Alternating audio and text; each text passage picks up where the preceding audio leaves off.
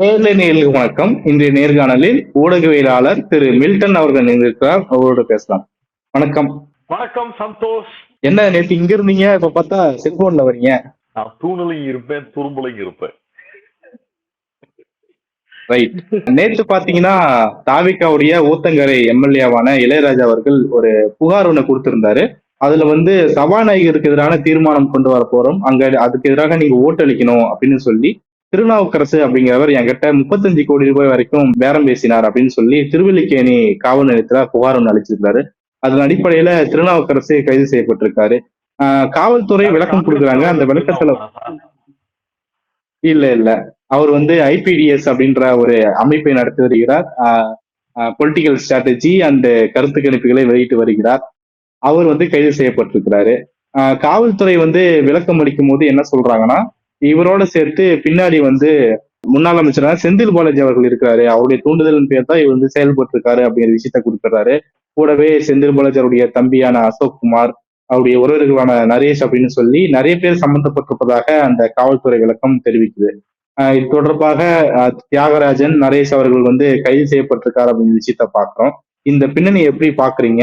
தாவேகாவுடைய அப்பட்டமான ஒரு victim card தான் இந்த சம்பவம்.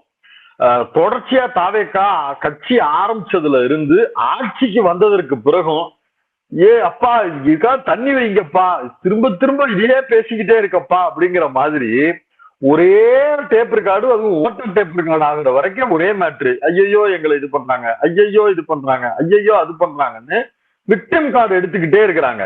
கரூர் சம்பவத்துல தொடங்கி இப்ப வரைக்கும் அவர்களுடைய ரோல் இந்த இதுக்கு விக்டிம் கார்டு எடுக்கிறது மட்டும்தான். நல்லா பாருங்க, தாவேகாவுடைய எம்எல்ஏ இளையராஜா அவருக்கு ஒரு அனானிமஸ் கால் வருதான். அவரு தன்னை ஐபிடிஎஸ் திருநாவுக்கரசன் அறிமுகப்படுத்திக்கிறாராம். அவர் இவருக்கு போன் பண்ணி இந்த மாதிரி அந்த மாதிரி அந்த மாதிரி அப்படின்னு அவருக்கு பேசுறாராம். அதன் அடிப்படையில காவல்துறை வழக்கு பதிவு செய்யணும். அவங்க அனுப்பின ஃபர்ஸ்ட் செய்தி குறிப்புலதான் நம்மளுக்கு பெரிய சந்தேகமே கிளம்புச்சு. இந்த மாதிரி இளையராஜா என்கிற நபருக்கு அழைப்பு கொடுத்து ஒரு பெரிய கட்சியிலிருந்து பேசுகிறோம். அது என்ன முக்கியமான பெரிய கட்சி? இப்ப நான் உங்கள்கிட்ட ஒரு முக்கியமான கட்சியில இருந்து பேசுறேன் அப்படின்னு ஒரு கால் பண்ணி உங்கள்கிட்ட பேசினா அது எது முக்கியம்? நீ கட்சி பேரை சொல்ல, அது முக்கியமான கட்சியா பெரிய கட்சியா நான் சொல்றேன் அப்படின்ற வார்த்தையை நீங்க கேட்பீங்களா மாட்டீங்களா? ஏன்ட்டா இருந்தாலும் கேட்போமா மாட்டோமா? கட்சி பேரே குறிப்பிடப்படாம அது எஃப்ஐஆர் வெளியாயிருச்சு, அதை பத்தி பேசுறேன். எஃப்ஐஆர்லயும் அந்த கட்சியின் பெயர் அந்த பெரிய கட்சின்னு தான் வருமா? அப்ப கட்சியினுடைய பெயரே சொல்லாம இவங்க பேசுறது போலவும். அப்புறம் சபாநாயகர் மீதான நம்பிக்கை இழப்பு தீர்மானத்தை கொண்டு வர போறாங்க. எதுக்கு அதை கொண்டு வர போறாங்க? அதுக்கான என்ன முகாந்திரம் இருந்தது? அப்படிலாம் எதுவுமே கிடையாது. என்னமோ ஒண்ணு சொல்லணும்ல, சொல்லியாச்சா? சொல்லிட்டு அந்த தீர்மானத்தில் நீங்கள் நடந்து கொள்ள வேண்டும். என்ன நடந்து கொள்ள வேண்டும்? என்ன நடந்துக்கணும்? அந்த தீர்மானத்திற்கு எதிராக நடந்து கொள்ளணுமா, ஆதரவாக நடந்து கொள்ளணுமா, வெறுமனே மொட்டையா நடந்து கொள்ள வேண்டும் என்று கேட்டார். என்னத்தான் நடந்துக்கிற சொன்னார்?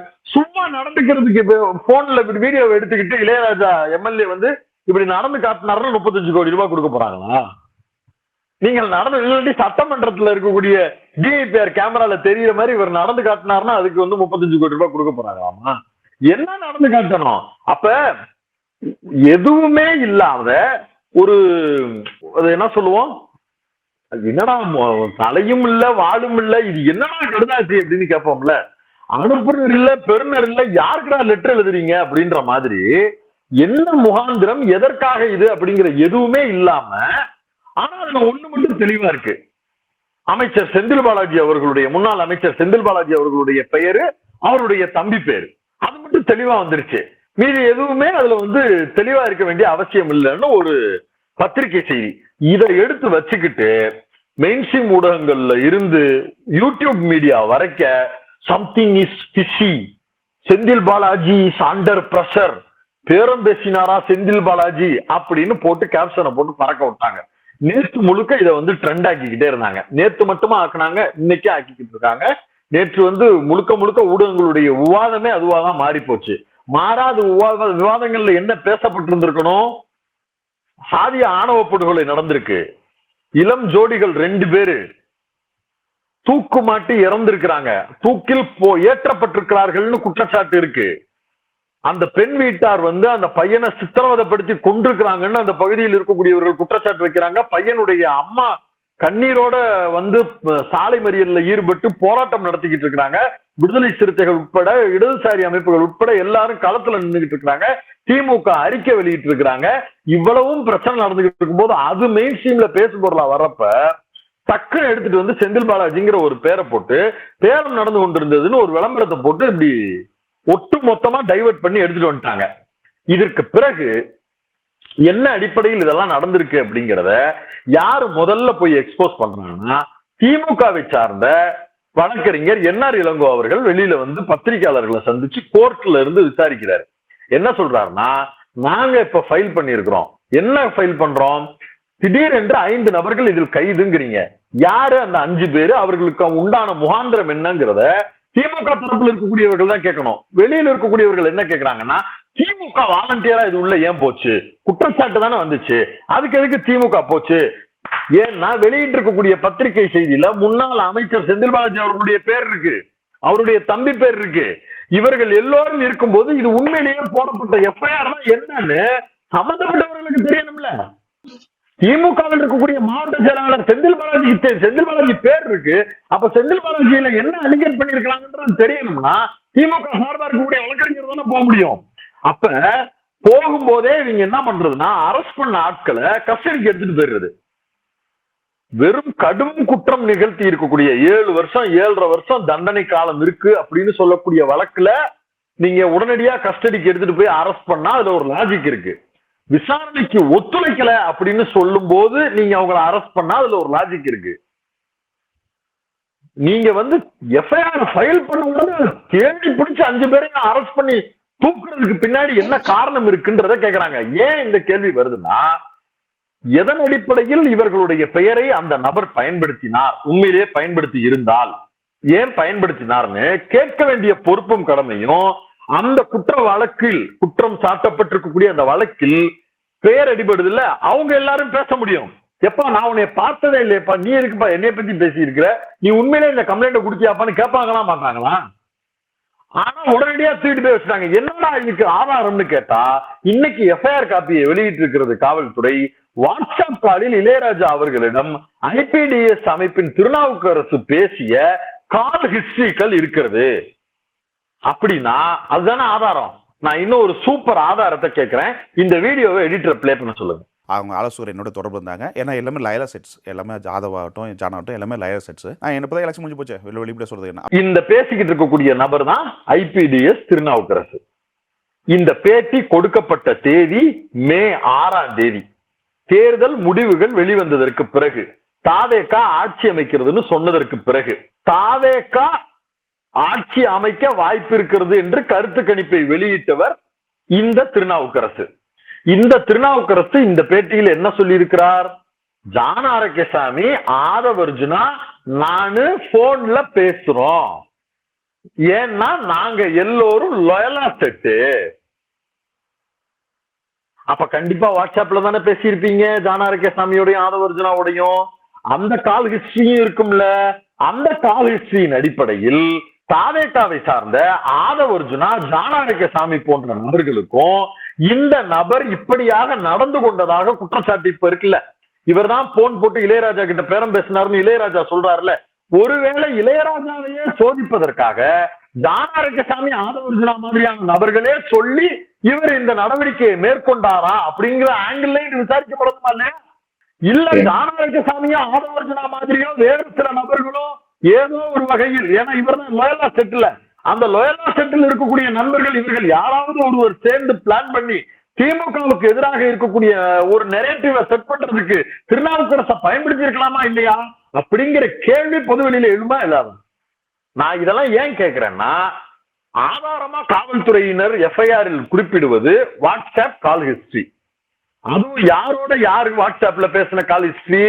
செந்தில் பாலாஜி அவர்களோடு திருநாவுக்கரசு பேசின வாட்ஸ்அப் கால் ஹிஸ்டரி கிடையாது. இளையராஜாவுக்கு திருநாவுக்கரசு கால் பண்ண கால் ஹிஸ்டரி. அவர் பர்சனலா ஏதாவது 1000 பேசியிருப்பாருங்க. போன் கால் நீங்க சொல்றீங்கன்னு என்னை அரெஸ்ட் பண்றாங்க. உனக்கு எனக்குமான வாட்ஸ்அப் கால் ஹிஸ்டரி தான் அதுக்கு ஆதாரம்னு சொன்னா, நானும் நீயும் பேசுறதுக்கு ஒரு நாளைக்கு 7 விஷயம் இருக்கு. கண்டென்ட் பாக்குறதுல இருந்து, தம்ப்நெயில் பாக்குறதுல இருந்து, கெஸ்ட் பிக்ஸ் பண்றதுல இருந்து எல்லாத்தையும் நம்ம ஒருத்தருக்கு ஒருத்தர் டிஸ்கஸ் பண்றோம். இந்த கால் ஹிஸ்டரி போதும், நான் உனக்கு மேல கேஸ் போட்டுருவேன், அதுதான் ஆதாரம் அப்படின்னா குறைந்தபட்ச கால் ரெக்கார்டாவது காட்டணும்ல. அந்த கால் ரெக்கார்டு எப்படி இருக்கணும்? அசோக்குமார் அவர்களோடு திருநாவுக்கரசு பேசியது போலவும் செந்தில் பாலாஜியோடு திருநாவுக்கரசு பேசியதற்குமான கால் ரெக்கார்டோ வாய்ஸ் ரெக்கார்டோ ஏதாவது வச்சிருந்து அதை வெளியிட்டா பரவாயில்ல. திருநாவுக்கரசு பேசுவாரு, அதன் அடிப்படையில கேசுனா திருநாவுக்கரசு யாரு? காங்கிரஸ் கட்சியினுடைய முன்னாள் தலைவர் அந்த திருநாவுக்கரசு. அவரு யூடியூப் சேனல்ல உட்காந்து பேட்டி கொடுக்குற ஆள் தானே. போன வாரம் திமுக இருந்துட்டு அடுத்த வாரம் அண்ணாமலைக்கு விசில் அடிச்சவர் தானே. அண்ணாமலை அது பேர் என்ன எம்பி ஆகணும்னா நான் வந்து கருத்து கணிப்பே பேசுறதை விடுறேன்னு சவால் விட்டால் தானே. அதற்கு பிறகு வெக்கமே இல்லாம சர்வே வெளியிட்டு இருக்கக்கூடிய நபர் தானே. அடிப்படையில் ஏதாவது இந்த நபர் பேசியதற்கு நேர்மை விளிம்பியங்கள், இவருக்கு பின்னாடி இவர் இந்த விஷயங்கள்லாம் சிறப்பா செயல்பட்டவர், இவர் சொல்லி இதெல்லாம் நடந்திருக்குன்னு ஏதாவது ஒரு கிரெடிபிளா ஏதாவது இவர் பேர்ல இருக்கா? இவர் வந்து சொன்னார்னா டாஸ்மார்க்ல உட்கார்ந்து இருக்கிறவன் குடிக்கிறவன் டேபிள்ல உட்கார்ந்து சொல்லுவாங்க, கமல்ஹாசன் நானும் ரஜினிகாந்தும் நானும் உட்கார்ந்து சரக்கு பண்ணுவான், ரஜினிகாந்த் இவரோட சேர்ந்து உட்கார்ந்து சரக்கு அடிக்கிறவரு நரேட்டிவ் ஃபிட் பண்ணி அப்படியே கேஸ் எழுதிடலாமா? போற வர்ற யாரோ ஒருத்தர் பேசுறதுக்கெல்லாம் வந்து அவங்க பேரை இழுத்து விட்டு, அதுவும் தமிழ்நாட்டின் முன்னாள் அமைச்சரா இருக்கக்கூடிய நபர்களுடைய பேரை கோர்த்து விட்டு எழுதி ஒரு எஃப்ஐஆர் ஆக்கிட முடியும்ன்றதும், அப்படி கைது செய்யப்பட்டிருக்கக்கூடிய நபர்கள் விசாரணைக்கு வெளியில இல்லாம தூக்கி உள்ள வைக்கப்படுவதும் சந்தேகத்தை வலுக்குமா வலுக்காதா? இப்ப இது அரெஸ்ட் பண்ணி உள்ள வைக்க வேண்டிய கேஸா? சபாநாயகருக்கு கையெழுத்து போடுங்க டீல் பேசினா இப்படி கேக்குறேன். டீல் பேசுறாங்க, என்ன பேசுறாங்க? காசு கொடுக்குறேன்னு பேசுறாங்க. மக்களால் தேர்ந்தெடுக்கப்பட்ட பிரதிநிதி எம்எல்ஏ தானே. அவருக்கு ஒருத்தர் டீல் பேசுறாருன்னா அது லஞ்சத்துல வருமா வராதா? லஞ்சம் தானே அது. நியாயமா போட வேண்டிய கையெழுத்தா போடாதீங்க, மாத்தி போடுங்கன்னு சொல்றதுக்கு பேர் லஞ்சம் தானே. அப்படின்னா அது லஞ்ச ஒழிப்புத்துறை தானே விசாரிக்கணும். வீட்டுக்கு பக்கத்துல இருக்கக்கூடிய போலீஸ் ஸ்டேஷன் விசாரிக்குமா? இது எந்த ஒரு நியாயம் எனக்கு தெரியலையே. எப்படி இந்த எஃப்ஐஆர் எடுத்தீங்க? முதல்ல தேர்ந்தெடுக்கப்பட்டிருக்கக்கூடிய மக்கள் பிரதிநிதிய அவர் இந்த வேலையை பார்க்க கூடாதுங்கிறதுக்காக வெளி தரப்பில் இருக்கக்கூடிய ஒரு நபர் பணம் கொடுப்பேன்னு லஞ்ச ஆசை காட்டுகிறாருன்னு எஃப்ஐஆர்ல மென்ஷன் பண்றேன். அந்த அடிப்படையில் பார்த்தா கூட இது லஞ்ச ஒழிப்புத்துறைக்கு கீழே வர வேண்டிய கேஸ போலீஸ் ஸ்டேஷன் பக்கத்தில் இருக்கக்கூடியவர்கள் விசாரிப்பார்களாம். உடனடியாக அவர்கள் எல்லாரையும் ஹைஜாக் பண்ணி தனிமைப்படுத்தி தனியா தூக்கி வச்சுக்குவாங்களாம். அப்ப எதை மறைக்க முயற்சி செய்கிறீர்கள்ங்கிற சந்தேகம் வருமா வராதா? திருநாவுக்கரசு பேசியதுதான் பேசுறாங்க. ஜானகிசாமிக்கும் ஆனவர்ஜுனாவுக்கும் ஏற்கனவே நான் அறிமுகமானவன், நல்லா பேசக்கூடியவன் நானு, தேர்தல் தான் முடிஞ்சிருச்சு, இனிமே சொல்றதுக்கு எனக்கு என்ன இருக்கு, சொல்றேன் வெளிப்படையா அப்படின்னு சொல்லிட்டு பேசுறாப்ல. அப்ப அவர் யாரு? யார் சொல்லி இந்த வேலை நடந்திருக்கு அப்படிங்கிற கேள்விகள் திரும்ப திரும்ப எழுகிறது. அப்ப ஒட்டுமொத்தமா போக்கஸ் என்ன ஆகுதுன்னா, தாவேகா வெளிப்படையா வைகோ கிட்ட விஜயே சொல்றாரு, 2 எம்எல்ஏக்களை ராஜினாமா பண்ண சொல்லுங்க, நீங்க என்ன கேக்குறீங்களோ அதை நான் உங்களுக்கு செஞ்சு கொடுக்குறேன். என்ன கேட்க போறாரு? பிரச்சாரத்துக்கு வீட்டை விட்டு வெளியில வருவீங்களா மாட்டீங்களான்னு கேட்டுருவாரோன்றதுனால நீங்க சொன்னா பிரச்சாரத்துக்கு கூட நான் வர்றேன், பிரச்சாரத்துக்கு கூட வருவாரு. அப்படி அந்த பெருந்தன்மை அவருக்கு. அப்படி கூட வர்றேன்னு வாக்குமூலம் கொடுக்குறாரு விஜய். ஆனா நம்ம கிட்ட போட்டு கொடுக்கறது யாரு? மதிமுக தலைவர் வைகோ. டிடிவி தினகரனுடைய கட்சி எம்எல்ஏ ராத்திரியோட ராத்திரியா கார்ல உட்கார வச்சு காமராஜ் அவர்களை கையெழுத்து வாங்குறாங்க. அந்த கையெழுத்தை வீடியோ ரெக்கார்டு எடுத்து நாளைக்கு இவர் மாத்தி பேசினாலும் பேசுவாரு. பேமெண்ட் செட்டில்மெண்ட் கரெக்டா கொடுத்தோமோ இல்லையோ, கொடுப்பாங்களோ இல்லையோ, 7 மக்கள் இருந்து வீடியோ எடுறான்னு யாரும் சொன்னாங்களா? அதன் அடிப்படையில் இந்த வீடியோ எடுக்கப்பட்டதா? எடுத்த வீடியோவை இவர்களை நீக்கம் பண்றாங்க. பாருங்க தாவேகா ஆதரவு கடிதத்துக்கு இவர் கையெழுத்து போட்டது இருக்குன்னு. அது குதிரை பேரம் தானே. விஜய் வைகோட்ட பேசுனது குதிரை பேரம் தானே. அவங்க இப்ப இளையராஜா கொடுத்த கம்ப்ளைண்டின் அடிப்படையில் திருநாவுக்கரசு கைது செய்யப்படணும்னா வைகோ கொடுத்த வாக்குமூலத்தின் அடிப்படையில் விஜய் எங்க இருக்கணும்? அப்ப இது அப்பட்டமா டைவர்ஷன் பாலிடிக்ஸ் பண்றதும் விக்டிம் கார்டு எடுத்து பண்றதும் தான் நடந்துகிட்டு இருக்கே தவிர இதில் யதார்த்தமான உண்மை இல்ல. இந்த ஆட்சி வந்ததிலிருந்து நடந்து கொண்டிருக்கக்கூடிய சமூக அவலங்களை கேள்வி எழுப்பி விடுவார்களோங்கிற அச்சத்துல வேறு ஒரு வேலையை திரும்ப திரும்ப செஞ்சுக்கிட்டே இருக்கிறாங்க. இன்னைக்கு நடந்துகிட்டு இருக்கு இணைப்பு விழா. எம்ஆர் விஜயபாஸ்கர், சி விஜயபாஸ்கர் 2 பேரும் இணைகிறாங்க. அதாவது விஜயபாஸ்கர் குரூப் அப்படின்றது வந்து ஊழல் குற்றச்சாட்டுகளால், இடி ரெய்டுகளால், குட்கா வழக்குகளால் சிக்கி இருக்கக்கூடிய நெட்வொர்க். அந்த நெட்வொர்க்கை வந்து கட்சிக்குள்ள சேர்க்கிறீங்களேன்ற விமர்சனம் எழுப்பப்படும் போது சின்ன கோட்டுக்கு பக்கத்துல பெரிய கோடு போடுறேன் பாருன்னு சொல்லி நீ விஜயபாஸ்கர் கெட்டவர்னு சொல்ற, விஜயபாஸ்கர் பக்கத்துல செந்தில் பாலாஜின்னு ஒரு பெருங்கெட்டவர் என்ன வேலை பார்த்திருக்காரு பாருன்னு இவரை எந்த விதமான பொலிட்டிக்கல் சென்ஸும் இல்லாம ஆதரிக்கக்கூடிய ஒரு சிறு கூட்டத்துக்கிட்ட நல்லவராக காட்டிக் கொள்வதற்காக, தூய்மையானவராக காட்டிக் கொள்வதற்காக வேறு ஒரு பக்கம் டைவர்ஷன் வேலையாகத்தான் இதை செய்திருக்கிறார்கள். இது அப்பட்டமான நெரேட்டிவ் செட்டிங். இந்த நெரேட்டிவ் செட்டிங்க்கு தாவேகா நண்பர்கள் இனிஷியலா ஈல்ட் ஆகிற மாதிரி தெரியும், ஆனா அது நடக்காது. ஏதோ வச்சு சொல்றேன்னா, இந்த அவர் பேர் அமைச்சர், தாவேகா அமைச்சர் சரத் மேட்டர்ல அது அப்பட்டமா மாறுச்சு. அந்த பவுடர் நுணுக்குன வீடியோ சோசியல் மீடியாவில் பற்றி எரிந்து தாவேகா குரூப்புகளுக்கு மத்தியிலேயே எந்த வெப்பனை வந்து தாவேகா கையில் எடுத்துச்சோ அதே வெப்பன் அவர்களுக்கு எதிராக மாறி இருக்கிறது. அது வந்து கால சூழல்ல வெகு விரைவில் இந்த பக்கமும் மாறுவதற்கு உண்டான எல்லா வாய்ப்பும் இருக்கு. இவர்கள் இன்னும் பக்கத்துல சின்ன கோட்டுக்கு பக்கத்துல பெரிய கோடை போட்டு விஜயபாஸ்கரை மறக்கடிக்கிறதுக்கு செந்தில் பாலாஜியை போடு அப்படின்னு சொன்னா அது விரைவிலேயே அம்பலப்படுவதற்கு உண்டான எல்லா வாய்ப்பும் இருக்கு. நீங்க பல்வேறு கட்ட பார்வையை முன் வச்சிருக்கீங்க. ஆனா இன்னொரு பக்கம் பார்க்கும்போது திமுக தலைவர் வந்து தொடர்ச்சியாக இந்த ஆட்சி வந்து நீடிக்காது, ஆட்சி வந்து நம்ம எப்பயுமே தேர்தலுக்கு தயாரா இருக்கணும் அப்படிங்கிற விஷயத்த பேசுறாரு. இன்னொரு பக்கம் செந்தில் பாலாஜி மூலமாக இந்த சம்பவம் எல்லாம் நடக்குது, அப்போ ரெண்டுக்கும் தொடர்பு இருக்குது அப்படிங்கிற விஷயத்த தானே பலரும் பேசுறாங்க. அதை எப்படி பாக்குறீங்க? செந்தில் பாலாஜிக்கு தொடர்பு இருக்குங்கிறதுக்கு ஏதாவது ஒரு ஸ்ட்ராங் எவிடன்ஸ் கொடு. நடக்குதுங்கிறத நான் 2வது பேசுறேன். செந்தில் பாலாஜி இதுல தொடர்புடையவர்ன்றது உண்மையா இருந்துச்சுன்னா, என்கிட்ட எடுத்து போடுறதுக்கு ஆதாரம் இருந்துச்சுன்னா நான் வந்து சலங்க கட்டி ஆட மாட்டேன். இல்ல, காவல்துறை வந்து முதல் கட்ட புலன் விசாரணையில தெரிய வந்ததான் குறிப்பிடுறாங்க. என்ன முதல் கட்ட புலன் விசாரணை எப்ப நடந்துச்சு? எஃப்ஐஆர் எப்ப பதிவு பண்ணாங்க? 30ஆம் தேதி, 29ஆம் தேதி 12 மணியில இருந்து 30ஆம் தேதி வரைக்கும் தான் நாங்க இது குறித்து விசாரிச்சோம். முதல் தகவல் அறிக்கையின்படி நாங்க இதை வந்து விசாரிச்சோம் அப்படின்னு எஃப்ஐஆர் காப்பி வெளியாகி இருக்கு. எப்ப வந்து திருநாவுக்கரசர் நீங்க கஸ்டடியில் எடுத்து விசாரிச்சீங்க? அசோக்குமார் வீட்டுக்கு எப்ப ரைடு போனீங்க? செந்தில் பாலாஜியை எப்ப கூப்பிட்டு விசாரிச்சீங்க? Is there any proof? ஆனா விசாரிச்சது ஒரு நாளைக்கு முன்னாடி. சார்ஜ் ஷீட்ல எஃப்ஐஆர் வந்து 30ஆம் தேதி, ஆனா இன்வெஸ்டிகேஷன் வந்து நடந்தது 20ஆம் தேதி கணக்கு கட்டுறாங்க. 30ஆம் தேதி விலக வேண்டிய கேஸுக்கு 20ஆம் தேதி எப்படா நீங்க விசாரிச்சீங்கன்ற கேள்வி வருதா இல்லையா? அதுதான் என்ன கேட்கிறாரு. எங்க 30ஆம் தேதி தான் எஃப்ஐஆரே போடுவா, ஆனா முன்னாடியே நாள் வந்து நீ வந்து விசாரிக்கிறேன்னு வருவேன்னா எதன் அடிப்படையில் விசாரிக்கிற? அப்ப எஃப்ஐஆரே ஜோடிக்கப்பட்டிருக்காங்கிற கேள்வியை என்ஆர் இளங்கோ உட்பட திமுகவினர் தொடர்ச்சியா எழுப்புறாங்க.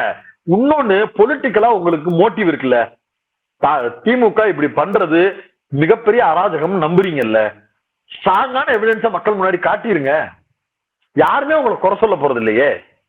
அந்த எவிடன்ஸ் கிடைக்கலன்றப்ப கதை இஷ்டத்துக்கு எழுதுறது, இப்படி நடந்தது, அப்படி நடந்தது, இவர் சொன்னார், அவர் சொன்னார்.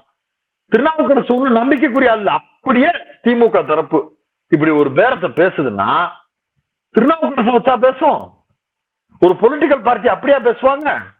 யார் அவரு? அதை விட பெருங்கொடுமை, திமுக மாற்றுக் கட்சியில் இருக்கக்கூடிய எம்எல்ஏ ஆளுநருக்கு எதிராக ஒரு கையெழுத்து போடணும்ன்றதுக்காக 35 கோடி ரூபாய் கொடுக்குமா? இதை யாராவது ஒரு திமுக எம்எல்ஏ மட்டும் நம்ப சொல்லுங்க. நான் வேற யாரையும் நம்ப சொல்லல, திமுக எம்எல்ஏ சொல்லுங்க. அப்படி ஒண்ணு திமுக செய்வாங்களான்னு? அதுவும் 35 கோடி. உங்களுக்கு தெரியாதா? எனக்கு தெரியாதா? மீடியால எத்தனை வருஷம் இருக்கிறோம். புதுசா வரக்கூடிய ஜேர்னலிஸ்டுக்கே தெரியும். திமுக காரங்களை திட்டுறது உட்பட ஆதரவா பேசுறது வரைக்கும் யார் ஒருவர் இருந்தாலும் அவர்களுக்கு இதை பண்ணணும், அதை பண்ணணும், அந்த நெக்ஸஸ்க்குள்ளேயே திமுக வரவே வராது. ஆதரிச்சு பேசுறியா பேசு, பேசு பேசுறியா 2000 வருஷமா நீங்க எதுதான் பேசிட்டு இருக்கீங்க பேசு. இந்த 2 எக்ஸ்ட்ரீமை தவிர அவங்கள்ட்ட நீங்க வேற எந்த அறிகுறியும் கண்டுக்கவே முடியாது. பேசுங்க, அதான் ஒண்ணுல பேசுங்க, அது பேசுங்க. அதை தாண்டி வேற எதுவுமே கிடையாது. ஆனா உங்களுக்கு 35 கோடி ரூபாய் எம்எல்ஏ கொடுத்தாங்களாம். டேய் வாண்டான், திமுக தலைவரே நம்ப மாட்டாரு. 35 கோடி ரூபாய் கொடுக்கணும். அந்த எம்எல்ஏ வாங்குறதுல இருந்தா கூட ஒரு லாஜிக் இருக்கு. அவர் வந்து நடந்து கொள்வதற்கு, எல்லாம் நடந்து கொள்வதற்கு, ஏதோ ஒன்று நடந்து கொள்வதற்கு 35 கோடி ரூபாய் கொடுக்குறாங்களாம். அதுவும் திருநாவுக்கரசு மூலமா இல்ல சொல்றாங்க. இப்போ இருக்கிற சூழல்ல இப்போ தாவேகாவுக்கு குறைஞ்ச எண்ணிக்கையில தான் நம்பர் இருக்குது, தனி பெரும்பான்மை பெற முடியவில்லை. அப்படி இருக்கும்போது ஒவ்வொரு சீட்டுமே முக்கியமா தானே கருதப்படும். அப்படி வந்து அந்த தொகைக்கு பேரம் பேசிருக்கலாம் இல்லையா? அப்படி ஒன்றும் பெரும்பான்மை இல்லாத சூழல்ல தாவேக்காவே கிடையாது. 5 வருஷம் இந்த ஆட்சியை நாங்க வந்து என்ன நடந்தாலும் விட்டு கொடுக்க மாட்டோம் அப்படின்னு எழுச்சி தமிழர் திருமா தோழர் சொல்லிட்டாங்க. வெளியில இருந்து ஆதரவு தெரிவிக்கிறோன்னு இடதுசாரி தோழர்கள் சொல்லிட்டாங்க. ஐயுஎம்எல் திமுகவே 40 வருஷத்துல அழிய போகுதுன்னு சொல்லிட்டாங்க. காங்கிரஸ் இந்த தேர்தல் மட்டும் இல்ல, இன்னும் அடுத்த 5-6 தேர்தலுக்கு நாங்க உங்களுக்கு ஆலம்பனா நாங்கள் இருக்கிறோம் அப்படின்னு அவங்க முடிவு பண்ணிட்டாங்க. இதுல என்ன அந்த ஆட்சி கவிழ்வதற்கு உண்டான வாய்ப்பு இருக்குன்னு நினைக்கிறீங்க?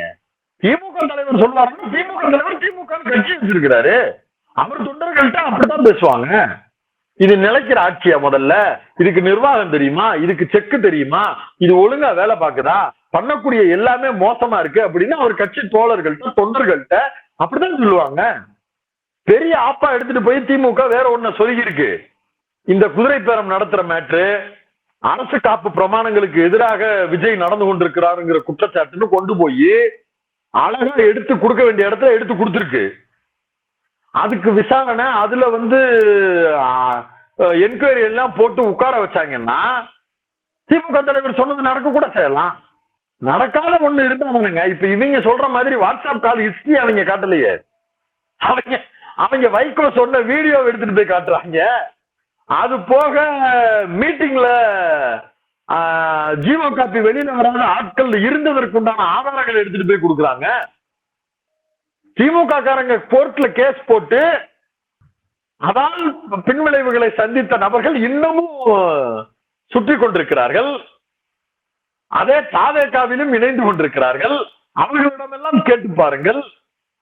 நம்ம கொடுக்குற வாட்ஸ்அப் ஹிஸ்டரி மாதிரி அவங்க கொடுக்க மாட்டாங்கடா. அவங்க லா பாயிண்ட் எல்லாம் பாயிண்ட் பை பாயிண்டா எழுதி மார்க் பண்ணி கொடுப்பாங்கடா. கவுண்டர் ஆர்குமெண்ட்டுக்கு கூட நம்மள்ட்ட பாயிண்ட் இருக்காதுடா அப்படின்ற தகவலை அவங்க சொல்லுவாங்க. அவங்க கொண்டு போய் லீகலா தான் மூவ் பண்றாங்க. 35 கோடி ரூபாய் கொடுத்து மூவ் பண்ணல, அவங்க வேற மூவ் பண்ணிக்கிட்டு இருக்கிறாங்க. நீங்க பண்றது தமிழ்நாட்டுக்கே விரோதமா இருக்கிறதுனால மூவ் பண்றாங்க. நேற்று வரைக்கும் பேசிக்கிட்டு இருந்தாங்க கனிம வளங்கள் அனுமதி கொடுத்துட்டாங்க. பூலகி நண்பர்கள் வெற்றி செல்வன் சார நீங்க தான் பேட்டி எடுத்தீங்க, தோன்றதுக்கு அனுமதி கொடுத்துட்டாங்க. மகாத்மா காந்தி தேசிய ஊரக 100 நாள் வேலை திட்டம் பேசியிருந்தோம். நாங்க ஆட்சி கொண்டு சொன்னா அதெல்லாம் வரவிட மாட்டோம் அப்படி இப்படின்னு அருண்ராஜ் பேசினா இருந்தா கொடுத்துட்டாங்க கையெழுத்த. பாஜகவுக்கு விசுவாசமாக பாஜக செய்யக்கூடிய வேலைகள் எல்லாவற்றிற்கும் ஒப்புதல் வாக்குமூலம் போட்டு சரிங்க பாஸ் பண்ணிக்கோங்க பாஸ் பண்ணிக்கோங்க பாஸ் அப்படின்னு இல்ல அப்படியெல்லாம் இல்லையே. நேத்து பாத்தீங்கன்னா 60x40 அப்படிங்கிற ரேஷியோவை நீங்க மாத்துங்கன்னு சொல்லி முதலமைச்சர் அவர்கள் கடிதம் எழுதுறாரு இல்லையா? என்ன கடிதம் எழுதுறதுன்னா சின்ன பிள்ளை விளையாட்டு தானே. இவர் அவருக்கு எழுதுவாராம், அவர் இவருக்கு எழுதுவாராம். என்ன நாடகம் ஆடுறீங்களா? நான் கேட்கல, விஜய் தான் கேட்டார். காவிரி பிரச்சனைக்காகவும் இடஒதுக்கீடு விவகாரத்துக்காகவும் ஜிஎஸ்டி நிலுவைத் தொகைக்காகவும் எல்லா கச்சத்தீவு பிரச்சனைக்கா இருக்கட்டும், எந்த பிரச்சனைக்கு ஒருத்தர் கடிதம் எழுதினாலும் என்ன விளையாடுறீங்களா? நீங்க அவருக்கு எழுத, அவர் உங்களுக்கு எழுத சின்ன பிள்ளை விளையாட்டு விளையாண்டுகிட்டு இருக்கீங்களா? விஜய் சின்ன பிள்ளை விளையாட்டு விளையாண்டுட்டு இருக்காரு. அவர் என்ன சொன்னார்? நான் சொல்லல. எங்க தமிழ்நாடு தலைமை அளவில் ஒரு போராட்டம் தெரிவிக்க வேண்டியதானே? 20,000 பேருக்கு மேல திரண்டிட்டு வந்து நின்று இருக்காங்க. MR Vijayabaskar, C Vijayabaskar, Vijayabaskar square, அது போக இருக்கக்கூடிய எல்லா முன்னாள் 4-5 அமைச்சர்கள், 7-8 எம்எல்ஏக்கள்னு விஜய் வருவாருன்னு இவங்களை பூரா நம்ப வச்சுதான் கூட்டி வந்திருக்காங்க. விஜய் இன்னைக்கு வரல. தலைவரை பார்க்க விடுங்கள் அப்படின்னு மேடையில் ஏறி நின்று கெஞ்சிக்கிட்டு இருக்கிறாங்க. 20,000 பேரோட வந்து நின்று இணைப்பு விழா நடந்துகிட்டு இருக்கு. Vijay all absent. வேற எதுக்குதான் அவர் வெளியில வருவாரு? தமிழ்நாடு தலைமை அளவில் போராடி இருக்கணுமா இல்லையா? 100 நாள் வேலை திட்டம் மேட்ரு பாஜக காரங்களே அவங்க மாநிலத்துல கொண்டு வருவதற்கு பயப்படுற இடத்த இவர் கொண்டு வந்து ஈஸியா கைது போட்டு கொடுத்துட்டு போயிட்டாப்ல.